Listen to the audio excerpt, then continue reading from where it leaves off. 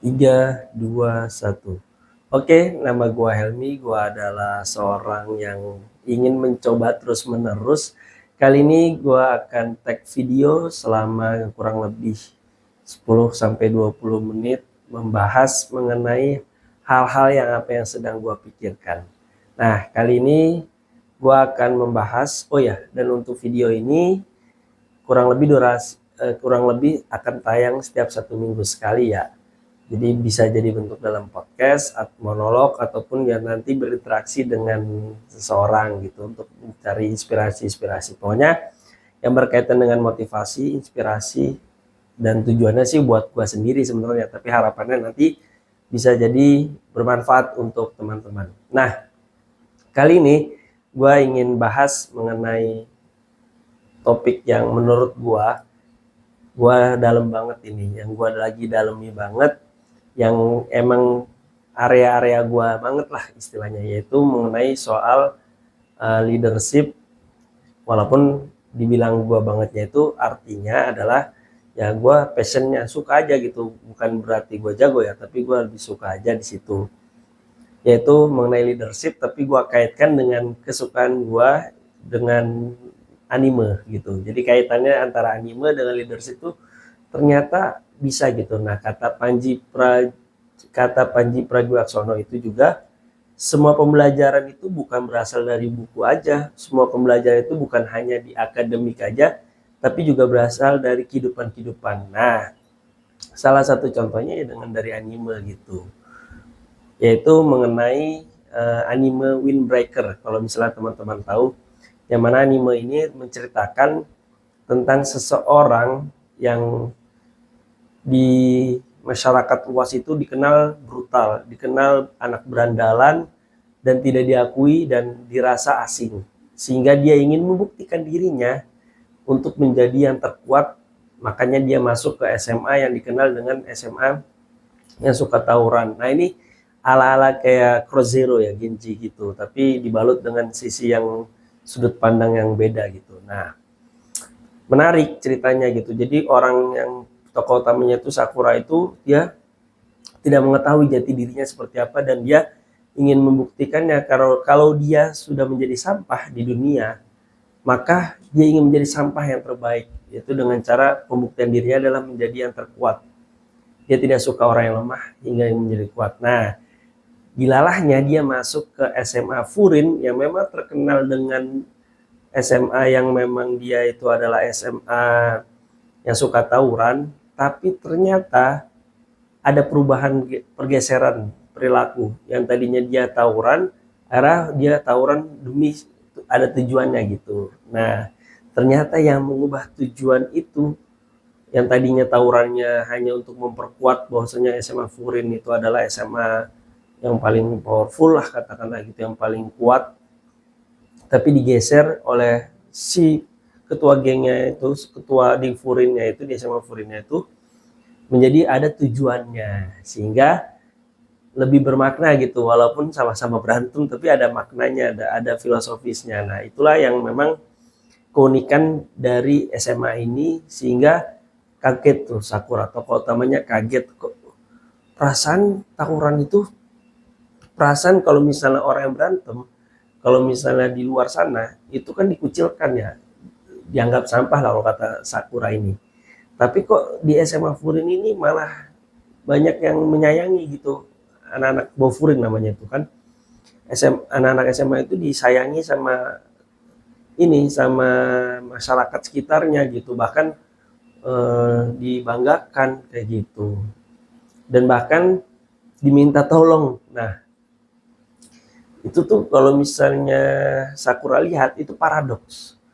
Yang Sakura lihat itu, wah, nggak masuk akal ini. Dan akhirnya setelah dipahami, akhirnya Sakura ini merasa, gila ini keren banget nih. Akhirnya dia merasa ya tidak menyesal gitu. Jadi kata kuncinya adalah pembahasan yang ingin gua tangkap di anime ini, itu adalah berkaitan dengan bagaimana sih sesuatu hal yang ingin kita tuju itu, kalau misalnya ada maknanya itu akan lebih keren banget kayak gitu. Bahkan si Sakura menanyakan ke ketua geng atau ketua SMA Bofurin itu, yaitu Mamiya, dia menanyakan kenapa kamu ingin menjadi ketua, ingin berada di puncak, kenapa kok kamu mau jadi puncak. Nah ternyata Mamiya itu bilang kalau misalnya memang tujuan, dia bilang gue ini punya tujuan, gue ini punya tujuan hidup gitu, gue ini punya tujuan sesuatu hal. Tapi ternyata kalau misalnya bukan menjadi puncak, berada di puncak itu bisa gue lakukan, ya gue nggak harus di puncak gitu. Tapi ternyata setelah dipelajari, oh ternyata untuk mencapai tujuan tersebut, gue harus berada di puncak, maka segala cara gue harus berada di puncak. Jadi kesimpulannya lagi, bukan berarti kita ingin harus berada di level puncak atau menjadi kepemimpinan tertinggi, tetapi melainkan bagaimana kita sebagai elemen masyarakatnya, apabila kita punya tujuan, ternyata memang tujuan itu harus mencapai puncak, ya maka kita harus sampai puncak. Tapi kalau misalnya tujuan tersebut bisa selain harus berada di puncak, ya pilih jalan yang lain juga nggak masalah kayak gitu. Value yang harus kita capai dalam pimpinan itulah yang harus kita punya dulu sebelum kita mencapai titik kepemimpinan tertinggi atau di titik kepemimpinan yang lain.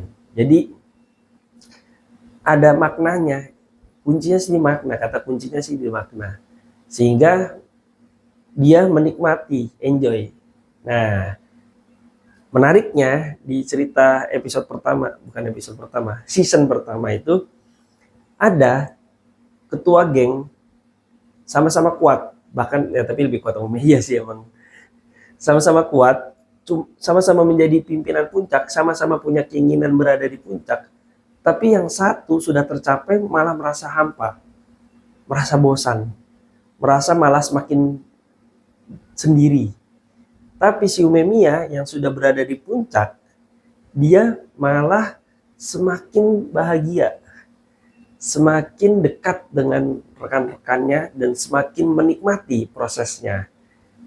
Sama-sama puncak nih, berbeda kan, makanya ada uniknya di sini nih. Jadinya si orang ini iri dengan Umayyah. Dia tantanglah Umayyah karena dia merasa kalau misalnya dia bisa ngambil Umayyah, dia akan lebih bahagia. Umayyah bilang, tinjumu nggak kuat, nggak akan menang kamu sama gua gitu. Dan benar, pada akhirnya dia kalah. Nah, kata tinju kuat itu adalah kata makna. Tinjumu maknanya apa? Kalau si Umayyah maknanya punya dia melindungi sesuatu yang berada di belakangnya, yang merupakan itu adalah tujuannya. Yaitu tujuannya adalah Bofurin. Jadi kalau gambaran besarnya, tujuannya dia tuh ingin menjadikan Bofurin itu sebagai pelindung warga gitu, karena dia menyukai warga tersebut. Nah, cuma kalau Bofurin gengnya itu kan kalau misalnya tujuannya ketua harus menjadi ketua, ya kalau misalnya dia ingin mengubah mindset para gengnya itu ya dengan cara ketua, karena kalau misalnya udah menjadi ketua maka semua akan ngikut kan. Nah, makanya dia ingin terus akan mempertahankan posisinya. Kalau ada yang mengusik, tinju dia lebih kuat dibanding si orang ini. Orang ini hanya ingin merebut Umayyah, ingin menjadikan Umayyah bawahan dan menjadikan Bofurin itu bawahannya, tapi dia tidak tahu apa tujuannya itu, hanya cuma pengen. Nah, berbeda kan? Ini soal mindset dan soal makna itu, value lah. Sehingga dia punya kuat. Nah, dia punya kekuatan yang lebih sehingga pas tinjunya itu lebih kenceng gitu, lebih bermakna dan akan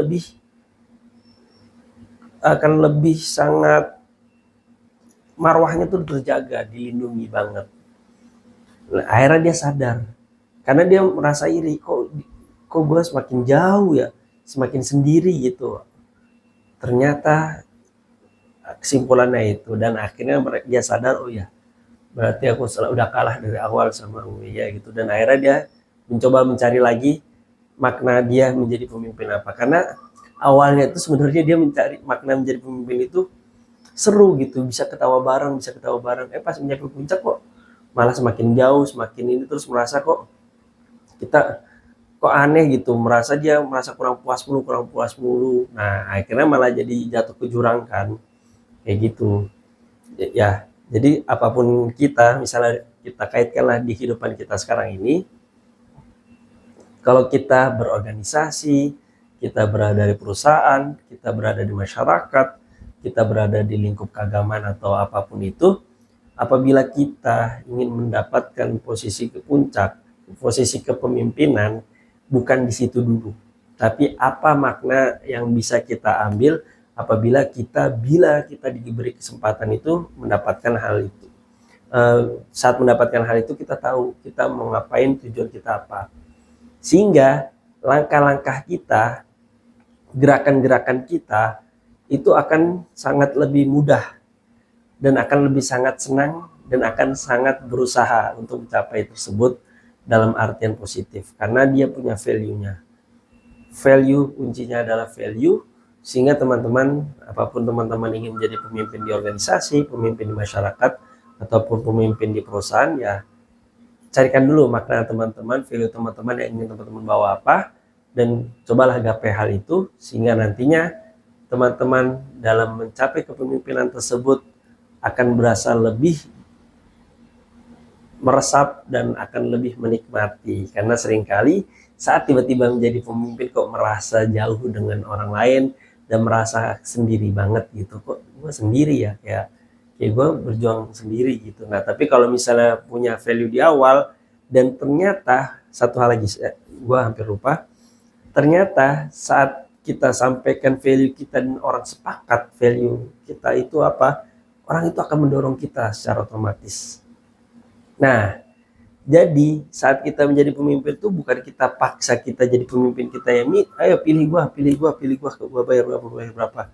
Tapi kita tawarkan value kita tawarkan makna yang kita inginkan, dan kalau misalnya orang itu sepakat, secara otomatis dia akan menjadi loyal kepada kita dan mereka akan support kita untuk mendorong untuk menjadi ketua. Itu yang gua dapatkan dari anime Windbreaker ini, dan sangat keren sekali anime ini. Teman-teman bisa tonton anime ini, sangat rekomendasi banget. Oke, mungkin cukup sekian pembahasannya gue, belum 20 menit tapi tidak apa-apa. Nantikan video gue yang durasinya panjang setiap hari, setiap weekend, dan juga kalau misalnya harian video-video pendek selama 2 menit itu setiap hari. Ini gue berlatih berbicara public speaking di depan kamera, dan semoga teman-teman menikmati.